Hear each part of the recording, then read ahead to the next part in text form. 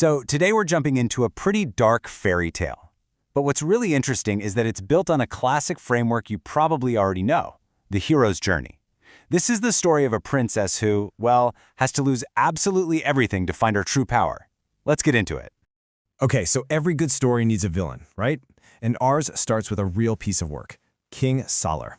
This guy is the definition of cruel and excessive. And really, to get a sense of who he is, you just need to know this one number. He had over 100 wives. I mean, think about that. He would conquer entire kingdoms just to add more women to his collection. But, for all his power, for all his wives and this huge kingdom, there was this one thing King Salar just couldn't get. As he got older, he realized he still didn't have a son, no heir to his throne. And that one single obsession, that's what kicks this whole dark story off.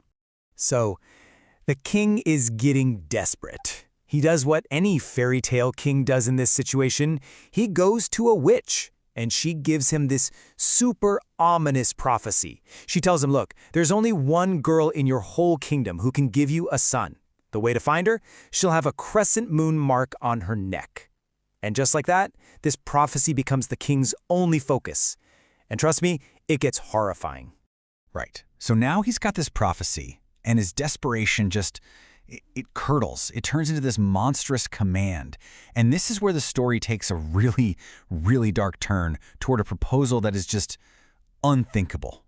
So the king sends his soldiers out, right? Find the girl with the moon mark. And they do. They find this incredibly beautiful girl, Princess Tayaba, and she has that exact mark. But here's the devastating twist, the gut punch. She's the king's own daughter. He hadn't seen her in 15 years, and he doesn't even recognize her. And this is the absolute horrifying center of the story. The king is so blinded by his need for an heir, so stunned by her beauty, that he proposes marriage to Princess Tayaba. He has absolutely no clue that he's asking his own daughter to marry him. Well, you can imagine the reaction. It is immediate, and it is fierce. The princess's mother, Queen Khadija, is there too, and she knows exactly who the king is. She recognizes him instantly and understands his monstrous proposal. Her reaction, her defiance, it sets the stage for everything that's about to happen. So, for the queen and princess, there's no choice here. Defiance is the only way. And that kicks off the second act of our story, a desperate escape from the palace. It's basically a race for survival. That very night, they're locked in a room, and Queen Khadija makes what is really the ultimate sacrifice a mother can make. She knows she's not getting out of there, but she tells her daughter, you have to run, you have to leave. She knows that her daughter escaping is the only way to stop this horrible crime from happening. And the consequences? They are brutal, and they are swift. When the king finds out the princess is gone, he is absolutely furious. He blames the queen, of course, and sentences her to death. Then he sends out his entire army with one simple command: find the princess. I don't care what it takes. And so the chase is on.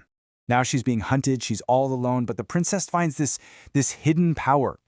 It's this reoccurring question, it's almost magical, that she asks the world whenever she's trapped.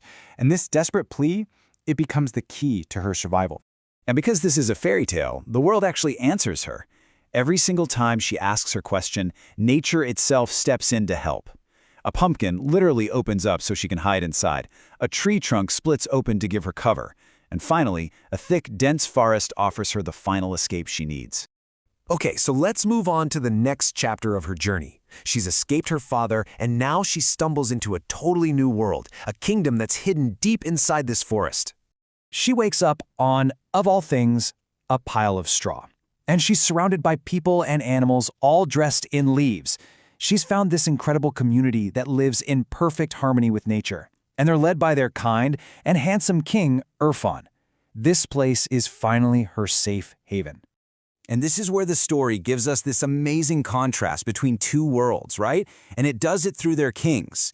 On one hand, you've got King Salar, cruel, lustful, takes what he wants by force. And on the other, you have King Irfan, kind-hearted, earns loyalty through love and justice.